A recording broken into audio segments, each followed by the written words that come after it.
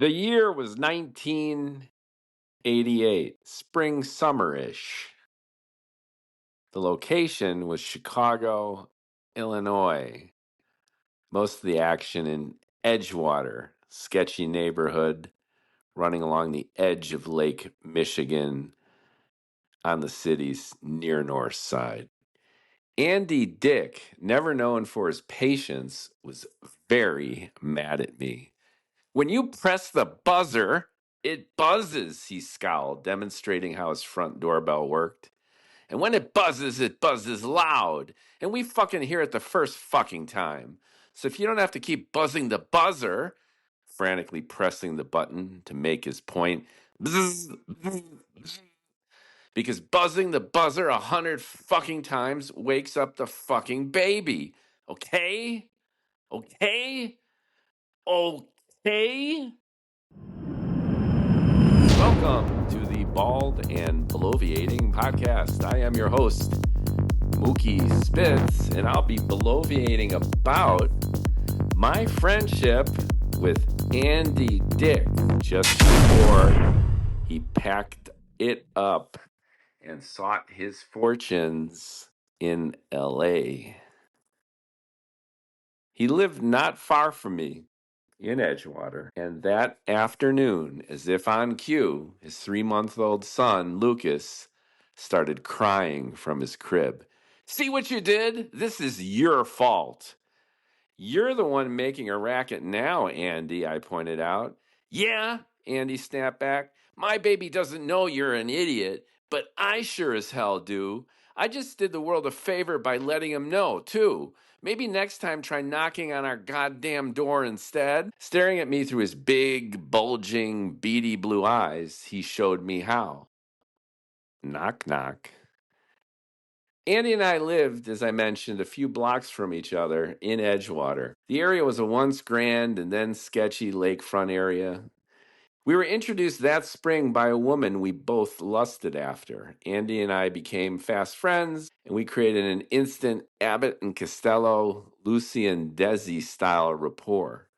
I often visited the cluttered apartment he shared with his Polish wife, Yvonne, and their newborn, Lucas, after which we'd crash parties for free booze and food, talk about how Andy could become famous. A favorite destination was the Roxy Comedy Club on Fullerton Avenue, about 5, too broke for even bus fare miles away.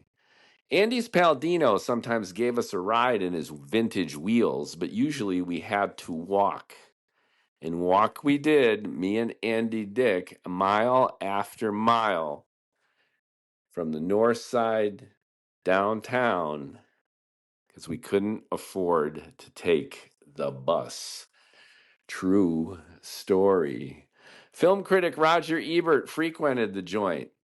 And that same night, we brushed past him and his sycophantic Argyle sweater vest-clad minions seated at the bar on our way to the stage area. Open mic was Andy's weekly calling, few at the time listening.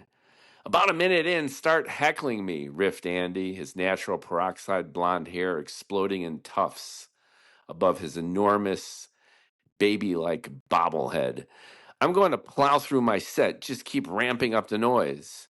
We need a code word, I suggested, a fast learner at this. Right, said Andy, as if every idea were his. Soon as I say sluttier than Madonna, rush the stage and pick a fight. Push me around a couple times like you really mean it, and then I'll actually deck you. The setup came easily to me because I thought Andy's stand-up was horrible.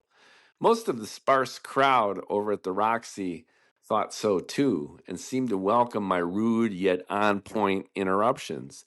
You suck, Dick, I yelled from the back, hands cupped around my mouth to amplify the derision. A few laughed for the first time, actually, and some clapped. According to plan, Andy rattled on, seemingly oblivious. After several more heckles, Andy finally said, and that's when I felt sluttier than Madonna. Activated, I leaped out of my chair and lunged toward the stage. Andy reflexively fell into a full fighting stance, back arched forward, fists raised, feet spread. If going into a fetal position were feasible while standing, Andy somehow did it.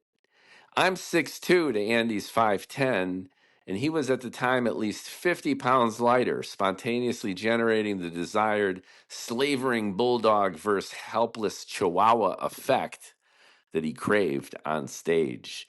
"Come and get me, you fucking asshole," Andy shouted, convincingly.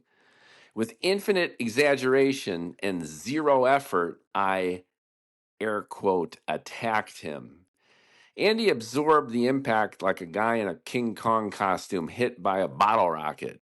I went at him again, Andy recoiling with his already characteristic mixture of shock and disdain.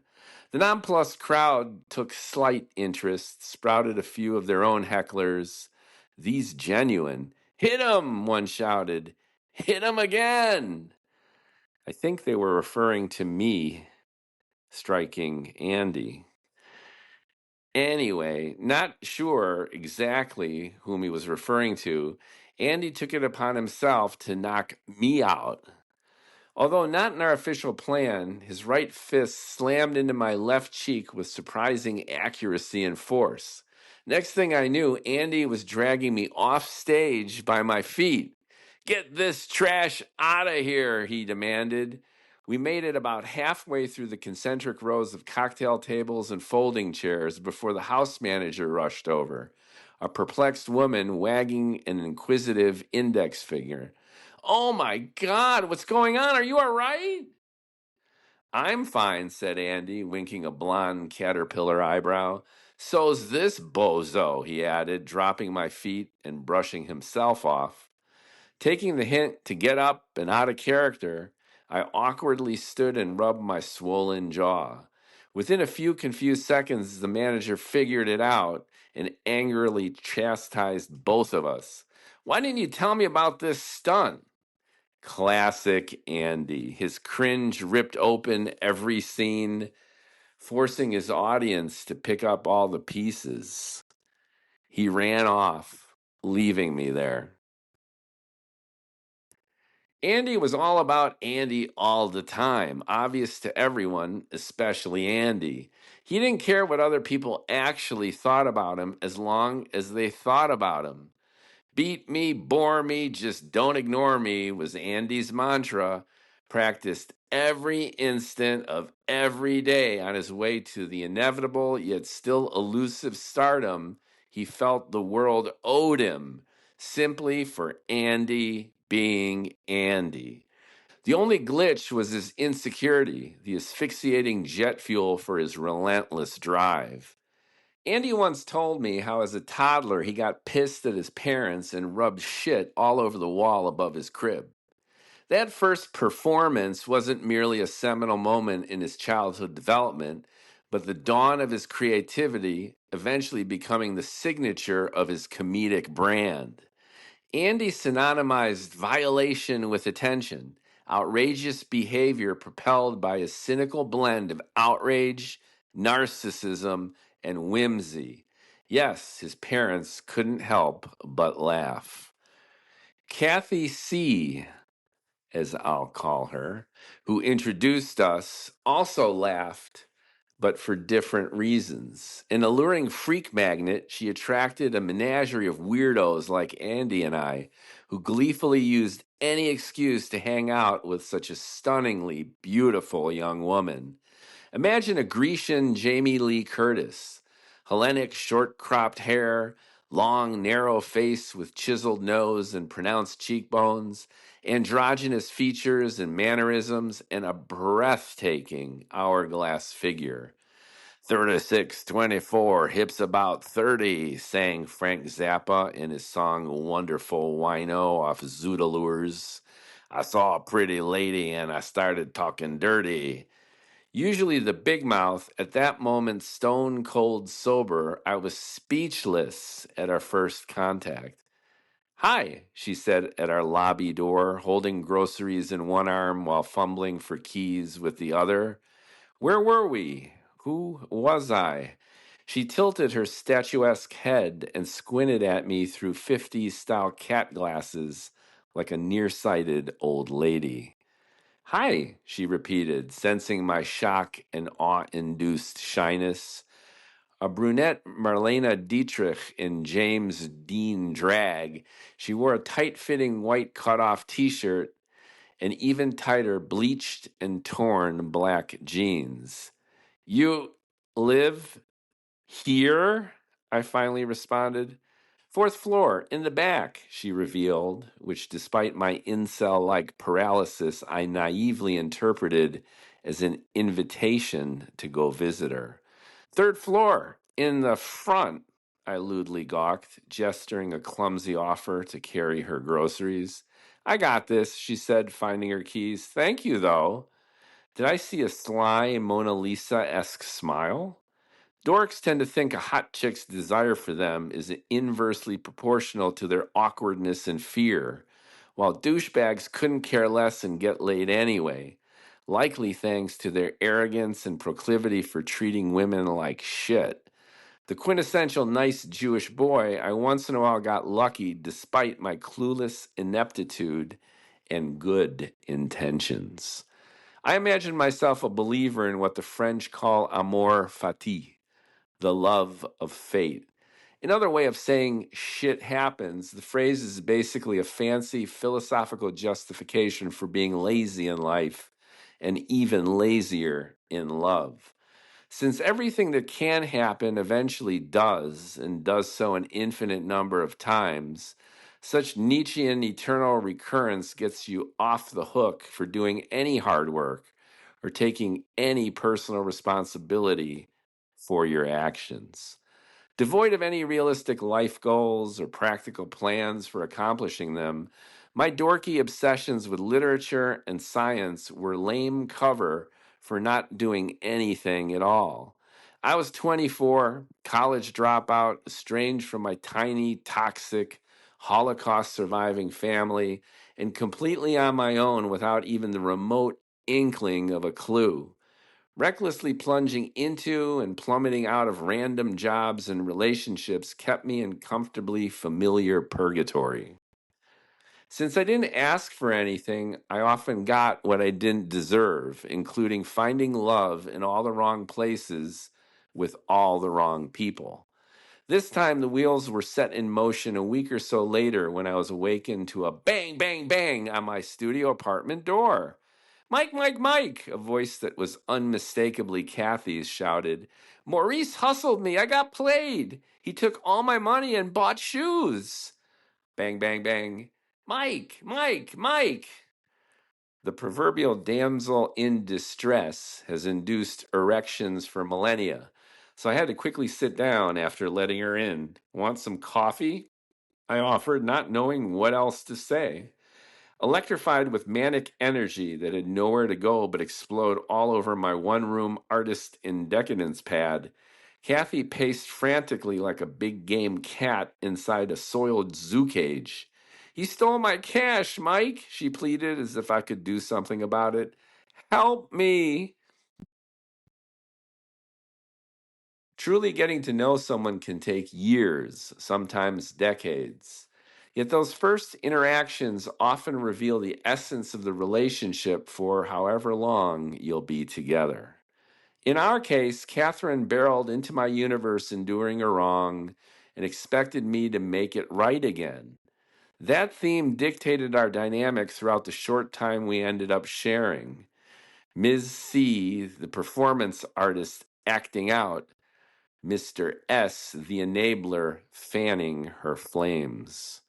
After calming her down with nervous smiles, 5 espressos, and the focused attention she always craved, I eventually got the gist of what had happened. A semi homeless neighborhood personality had convinced her to participate in what was ostensibly construed as a Ponzi scheme with a local car dealer.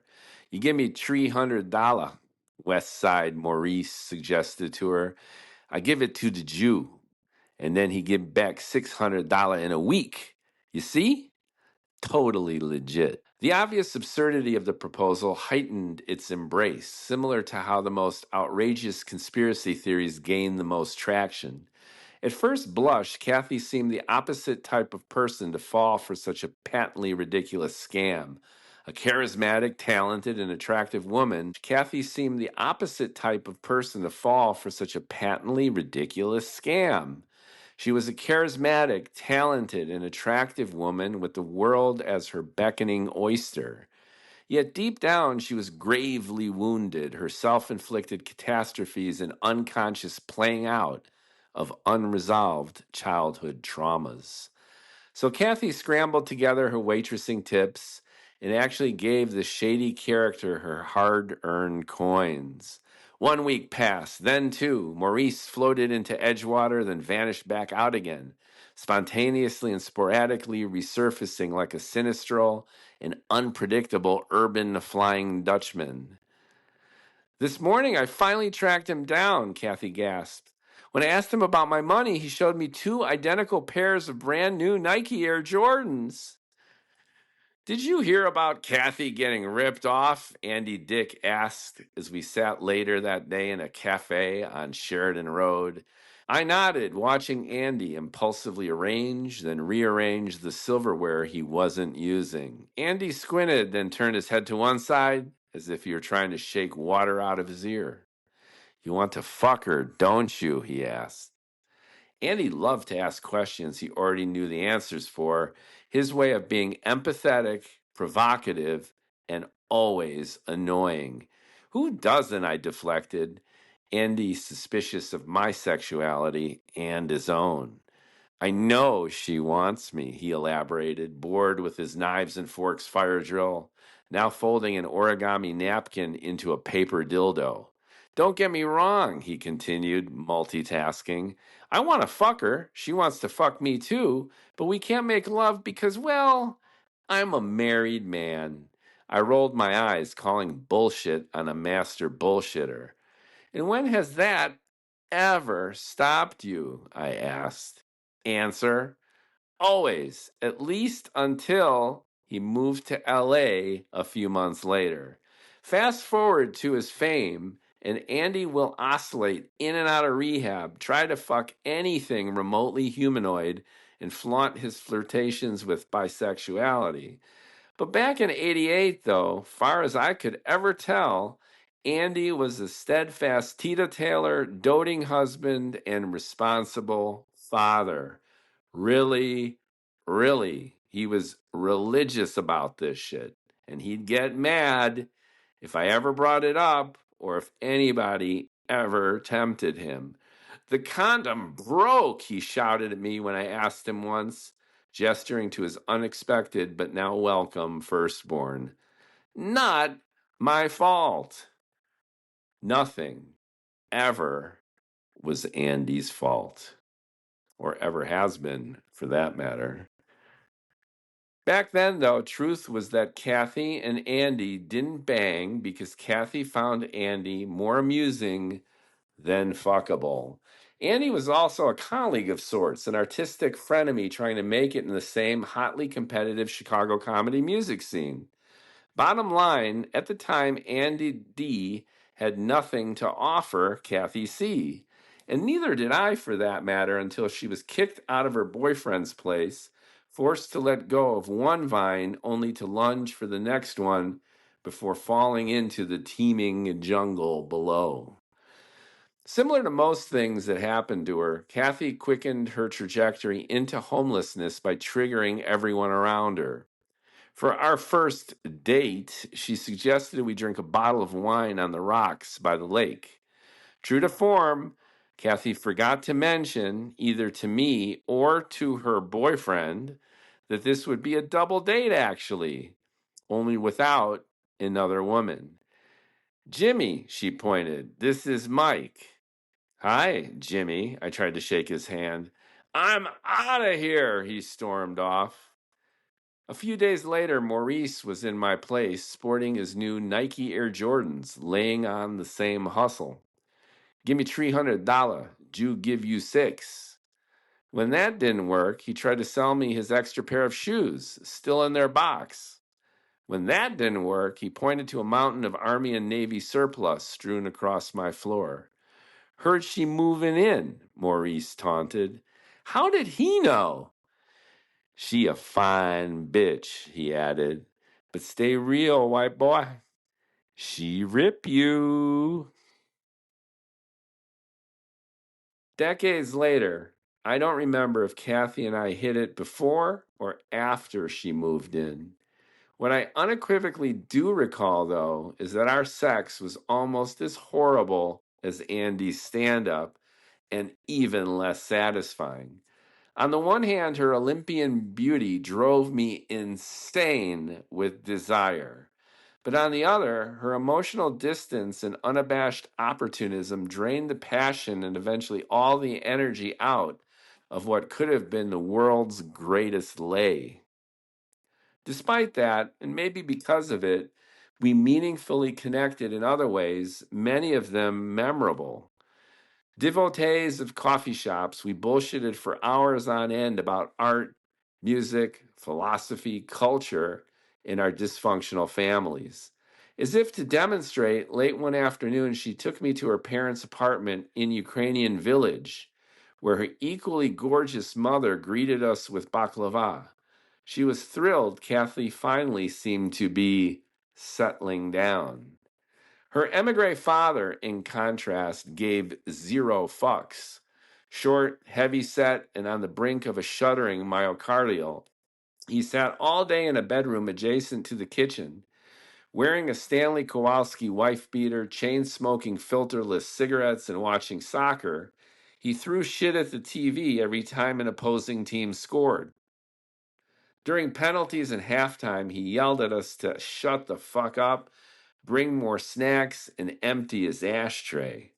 I hate that bastard, Kathy sighed. For reasons mysterious to my lovers and myself, I always rocked such meet the parents moments. Commitment phobic, I thought my mission was just getting laid.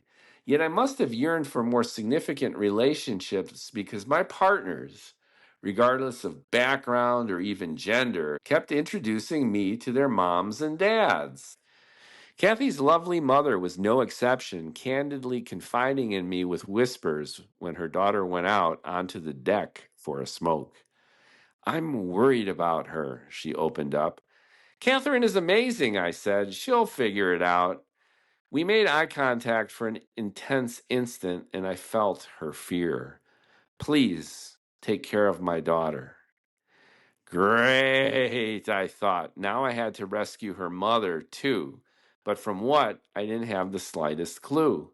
Less than 3 weeks since we met, 2 weeks living together, I had inherited a geeky performance artist and her Greek parents. Andy laughed his ass off. Does her pussy taste like tzatziki sauce? He asked back at the Roxy, all apparently forgotten and forgiven, his bright blue eyes bouncing naturally dilated pupils the size of beach balls. Not one to kiss and tell, especially an Andy dick, I said, we're just roommates. Yeah, right. Although a lie, I wish that were the truth, because as I got more attached, Kathy detached. She was gone most of the time, and I suspected she was seeing other dudes. Kathy used me for my apartment, and Andy used me for my fanboy support. The only reason I hang out with you, he fessed up later that night, is because you're the only one I know who actually believes I'm going to be a star. You will be, Andy. I agreed. Sincerely, I can sense it. Why? What do you see that nobody else does? Well, whenever we walk into any crowded place, I elaborated, people stop, turn, point at you, and ask, who is that asshole? The Andy Dick you've seen on television and in the movies is exactly the same Andy Dick I hung out with Chicago back in 1988. Similar things have been said about Madonna, George Clooney, and Henry Kissinger. What you see is what the world has always gotten, their everyday corporeal selves identical to their endlessly multiplied on-screen avatars. In Andy's case, he's exactly the same goofy, slapstick, and childish weirdo in real life as he was on news radio. At the time, though, Andy was desperate to make it and desperately clutched any idea he thought accelerated his journey to stardom. I need to change my name, my look, and my attitude, Andy often declared. Who'd hire a guy named Dick? Don't change a thing, man, I insisted, providing him exactly the right advice at that point. You're a dick, Dick. Keep it all. Your natural blonde, crazy hair, small round glasses, and utterly obnoxious, spoiled brat behavior. A first generation Hungarian American, I was labeled a tuknyos, literally meaning snot nosed punk. Andy and I had that brashness and immaturity in droves, both of us class clowns sent daily to the principal's office. Where we differed, though, was in how Andy channeled that zany egocentricity into, frankly, an amazing career. Like the singer Beck, whom I befriended in LA a couple years ago, check out my other podcast about my friendship with Beck. Andy knew exactly what he wanted to be when he didn't grow up. Honeymoon phase couples act like kids, generating exuberant energy and illuminating the streets they frolic through. Kathy seemed into me for maybe a couple weeks at most, our nanosecond of pure joy wreaking havoc on our commitment resistant selves and the nosy gapers within a few square blocks around the Thorndale train station. Individually already newsworthy, as a couple, we generated gossipy buzz up and down our Sesame Street hell. Chicago has always been notorious for its systemic racism and chronic segregation, their acute expression played out daily in our sketchy little Edgewater hood. Here's a routine scene. I'd walk up North Kenmore Avenue, two African American guys head toward me on the sidewalk. 1 second before we cross paths, they loudly gargle up a huge hocker of phlegm. And 1 second after we pass, they launch a frothy wad that flies inches behind my back. The spitting ritual flavored every day in that part of town, almost with every interaction.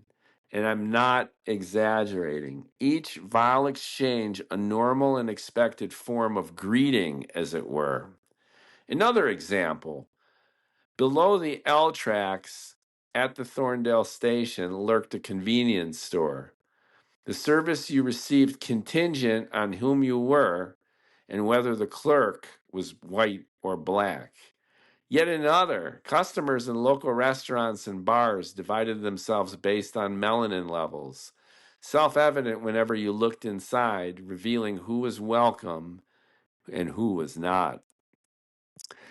Kathy and I fit into the pretty white trash category of the neighborhood.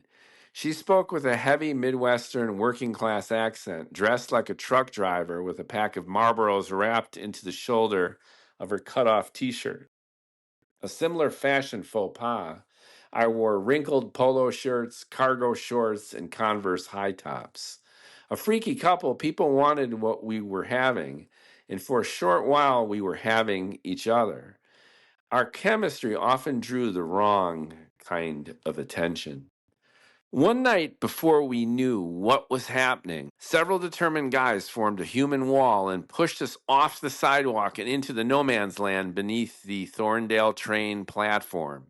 Another half a dozen appeared, altogether forming an encroaching circle around us. Less and less room to move. No place left to run. She's smoking, said one.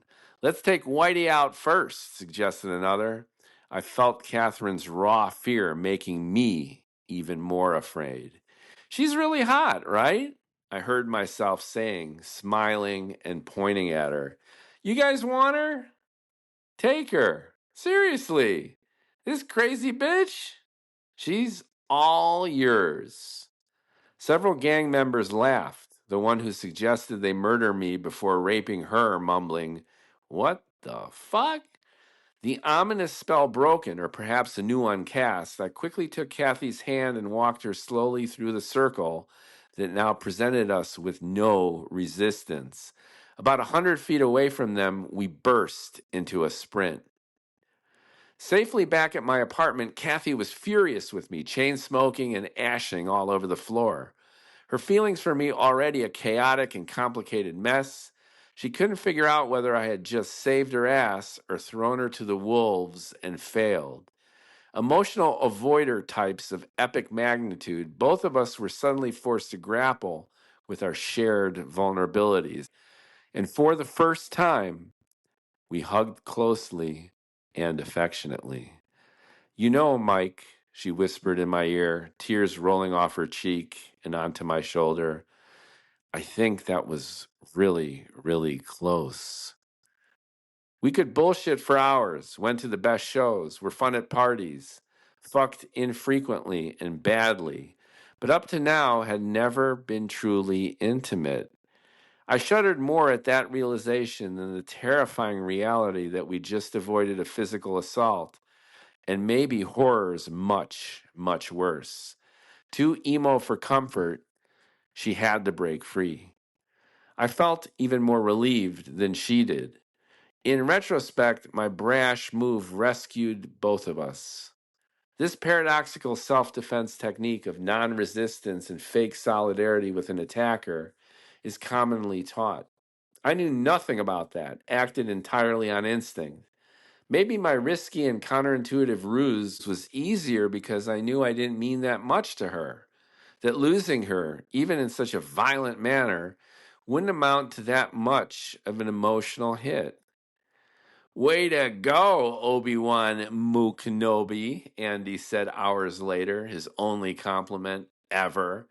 How did he always know? I didn't say anything. Next time I get gangbanged, I'll be sure and try your Jedi mind trick. Despite his usual cynicism, I could tell this latest incident deeply moved him. Problems, even dire ones, seemed to hold simple, hidden solutions. All it took was rapid reflexes, creativity, and balls.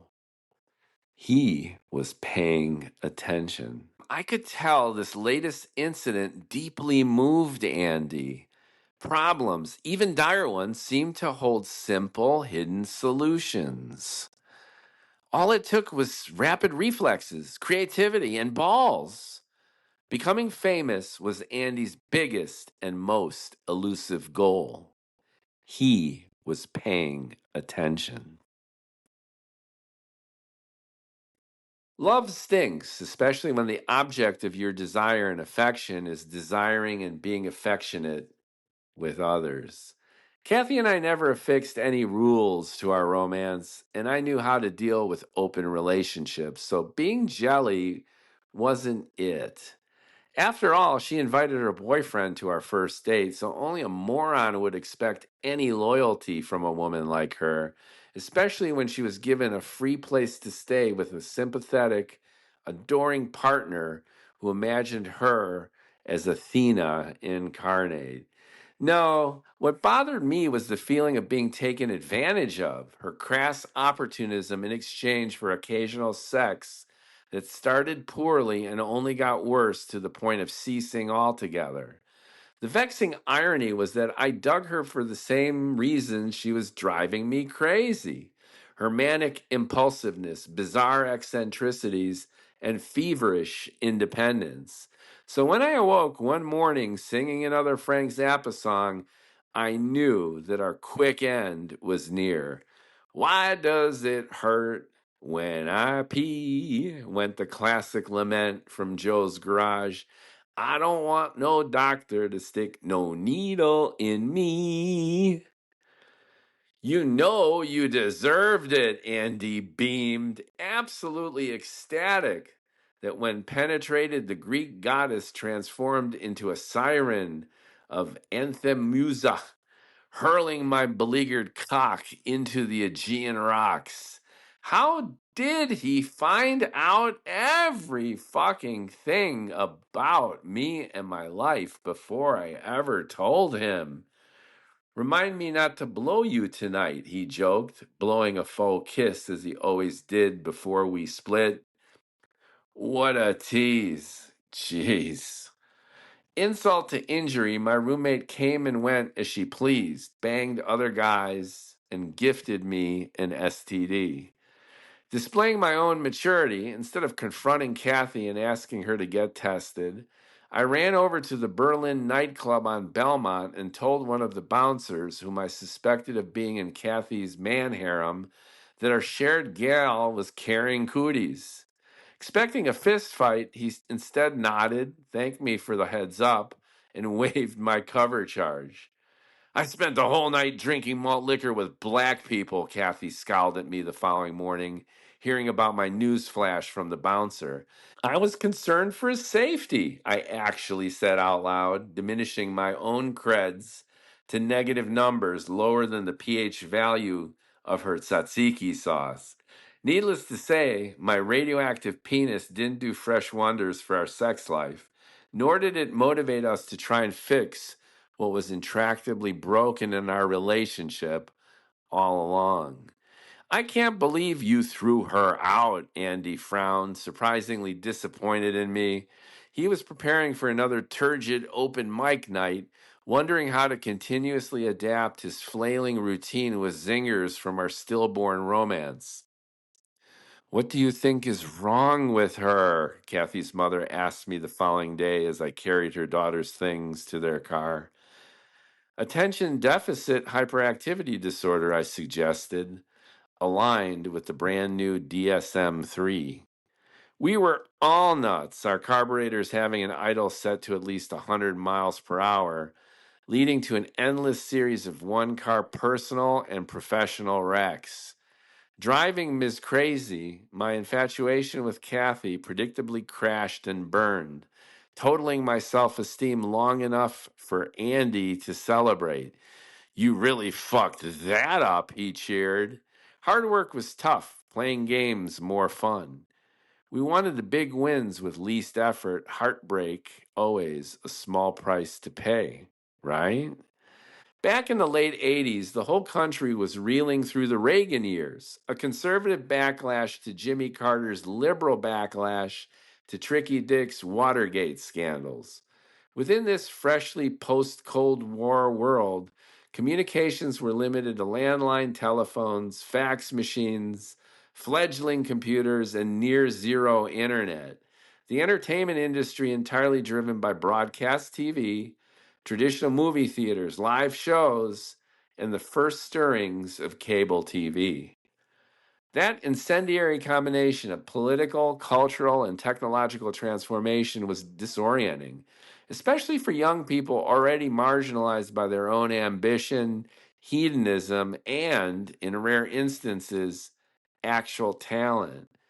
Nowadays, anyone can be a few posts away from social media stardom, celebrities striving to come across as regular folks, all too human influencers skyrocketing to celebrity status. In 1988, Andy had to hustle. Our Kathy evicted and pissed off. My connection with Andy began to fade too. Only after she was gone did I realize how connected the three of us were and how much I enjoyed having them both around. Put your hands on your head, boy, the local quack advised me before he inserted a sterile needle into my urethra. Ah!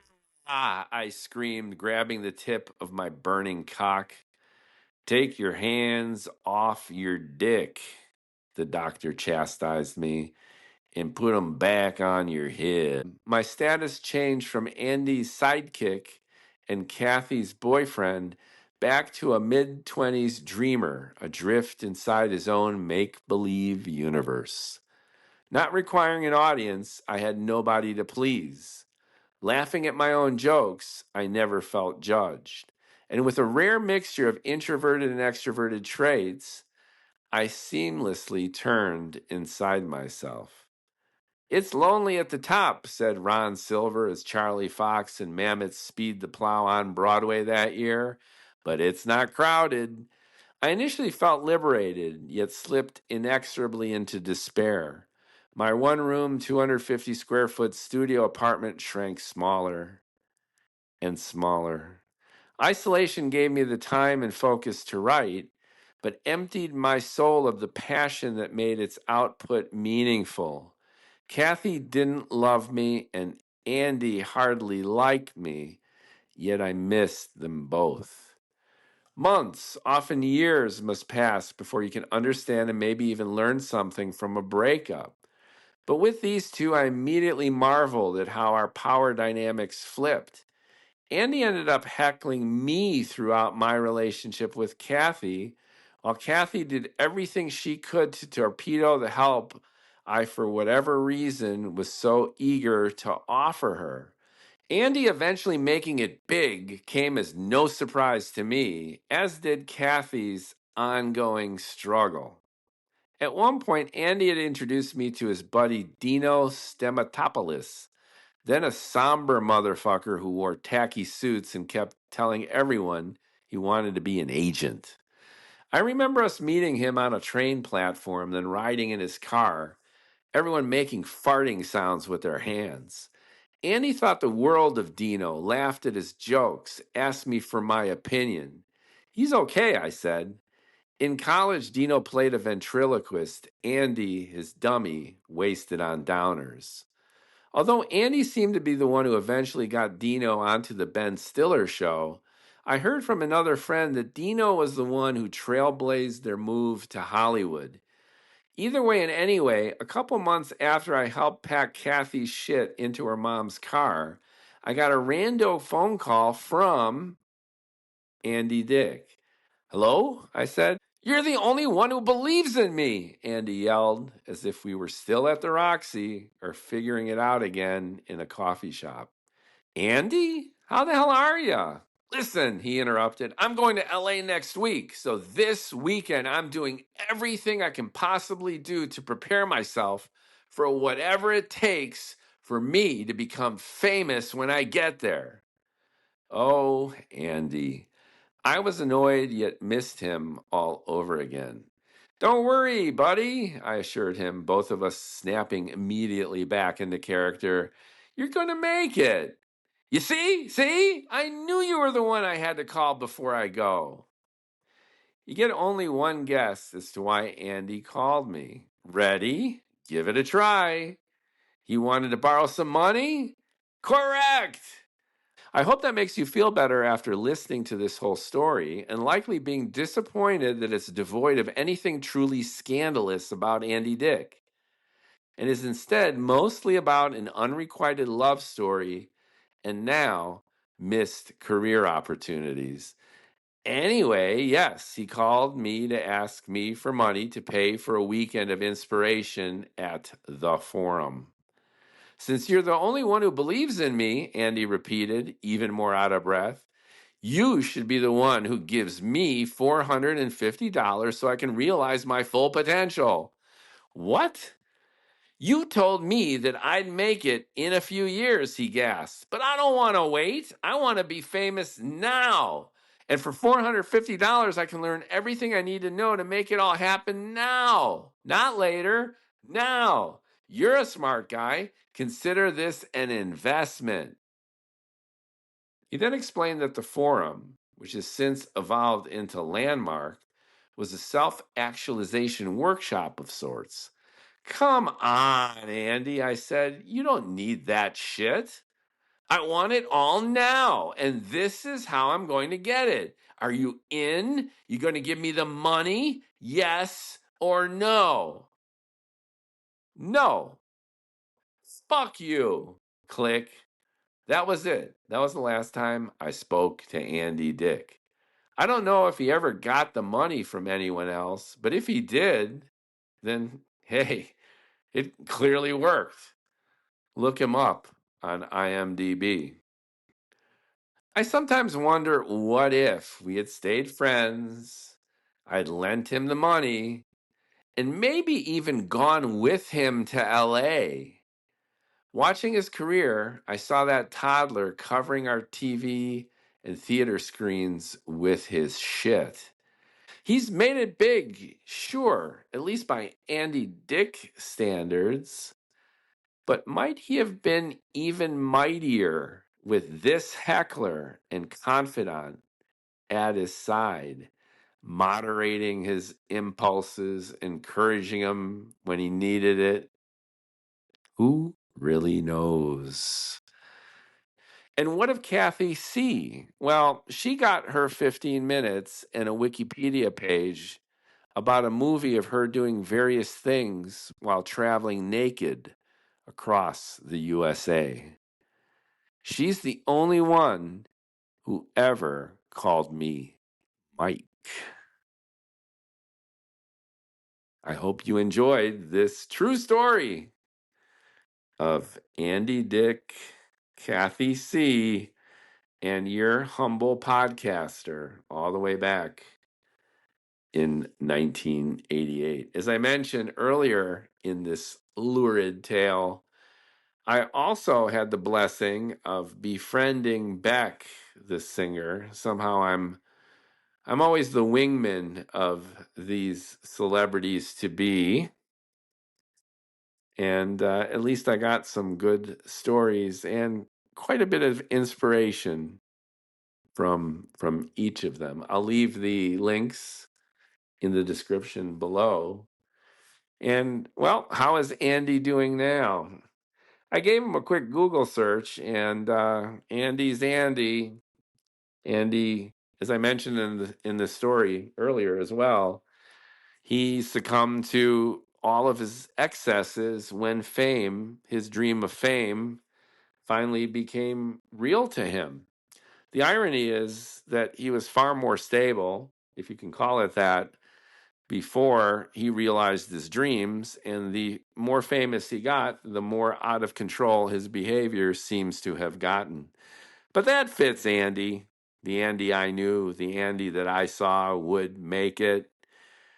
The Chinese have a concept called qi, which is predestined relationships between people. There is good chi and bad chi and neutral or indifferent chi, and there's big chi and passing chi and negligible chi. So, for example, if you're walking down a crowded street in Manhattan and you briefly make eye contact with someone for a tenth of a second and you never see each other ever again, well, that is neutral or indifferent chi and a tiny, tiny amount of it. But when you marry someone and are together for 20 years and have children and go through all the vicissitudes of fate, that is big, big chi. And it's no doubt both good and bad. I had chi, this moment of chi, whether preordained or not, with Kathy and with Andy. And reminiscing now from decades later, I understand this concept of chi because in our memories, etched in our minds, it seems so inevitable. These scenes that I've recalled here seem just like yesterday and a million years ago. They seem like 5 minutes and 5 million years ago. They seem like my dream from this morning or the vestigial memories of someone from another life. There's an eternal and instantaneous quality to these memories that are reinforced and exaggerated and further etched into my mind and heart by their personalities, by the things we shared, and by this sense of loss and longing. Seems like a game in ways, like a joke, but also some of the tenderest moments of my life. I hope you enjoyed it. More of these goodies to come. Thank you for listening to the Bald and Bloviating podcast.